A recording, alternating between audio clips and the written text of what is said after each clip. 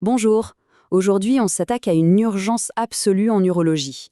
Un de ces scénarios où vraiment chaque seconde compte. C'est une véritable course contre la montre. On va parler de la torsion du cordon spermatique. On commence par la règle d'or, le principe fondamental que tout le monde doit avoir en tête.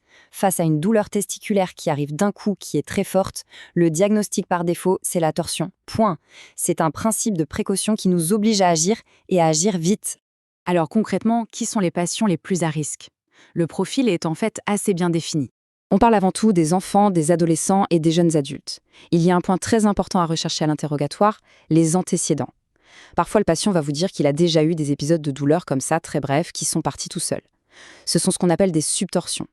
En gros, des torsions qui se sont détordues spontanément. Ce sont de vrais signaux d'alerte d'une instabilité, des signaux qui, malheureusement, n'ont pas toujours été pris au sérieux. Bon, entrons dans le vif du sujet. Comment on fait le diagnostic? Et là, c'est essentiel de comprendre que tout repose sur l'examen clinique. Bien avant n'importe quelle machine, ce sont les yeux et les mains du médecin qui vont trancher. L'examen va montrer des signes très parlants. Le testicule qui souffre est ascensionné, c'est-à-dire qu'il est remonté très haut, comme attiré vers le haut du scrotum. Il n'est plus mobile, il est fixé. Et son axe, qui est normalement bien vertical, bascule à l'horizontale.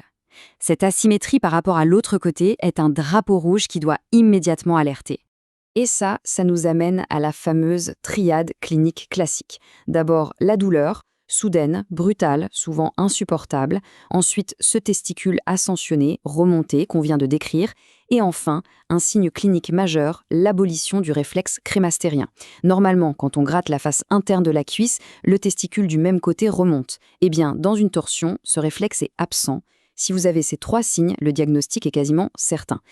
J'insiste vraiment là-dessus, c'est le point crucial. Le diagnostic est clinique. Il est formellement contre-indiqué de perdre du temps à demander une échographie Doppler. Chaque minute qui passe à attendre cet examen, c'est une minute pendant laquelle le testicule s'abîme et risque de mourir. La seule et unique destination du patient, c'est le bloc opératoire, et sans aucun délai. Parlons un peu du temps, parce que c'est vraiment lui, l'ennemi. Le cordon spermatique, il contient les artères et les veines du testicule. Quand il se tord, c'est exactement comme pincer un tuyau d'arrosage. Plus rien ne passe, le sang n'arrive plus. C'est ce qu'on appelle l'ischémie. 6 heures, voilà le chiffre qu'il faut graver dans sa mémoire. C'est la fenêtre thérapeutique. Si on intervient en moins de 6 heures, les chances de sauver le testicule sont maximales. Passé ce délai de 6 heures, on entre dans la zone rouge. Les dégâts deviennent très vite irréversibles. Le tissu privé d'oxygène commence à mourir. C'est la nécrose. Et là, le risque de devoir enlever le testicule devient gigantesque. C'est un drame qu'on peut éviter si on agit vite. Face à une suspicion de torsion, il n'y a donc pas de 36 solutions. Il n'y en a qu'une seule, et elle ne peut absolument pas attendre. Le traitement, c'est la chirurgie d'urgence. Bien sûr, en attendant le bloc, il est crucial de gérer la douleur avec des antalgiques, souvent des morphiniques. Un point fondamental aussi, c'est l'information. Il faut prendre le temps d'expliquer calmement la situation au patient et à sa famille, en précisant qu'il y a un risque, si le testicule est trop abîmé, de devoir le retirer. C'est ce qu'on appelle une orchidectomie. Alors, au bloc, comment ça se passe? Le chirurgien ouvre la bourse pour voir directement ce qu'il se passe. Le premier geste, c'est de détordre le cordon.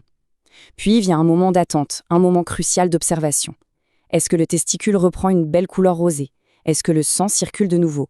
Si oui, super, il est viable. Le chirurgien va alors le fixer à la paroi de la bourse pour que ça n'arrive plus jamais. C'est l'orchidopexie. Si malheureusement, il reste noir, nécrosé, il n'y a pas le choix, il faut le retirer. C'est important de le préciser. En cas d'ablation, il est tout à fait possible de mettre en place une prothèse testiculaire plus tard. C'est une question esthétique et psychologique qui est très importante, surtout pour les jeunes patients. Mais l'intervention n'est pas tout à fait terminée. Il reste un geste préventif, un geste absolument indispensable à faire pendant la même opération.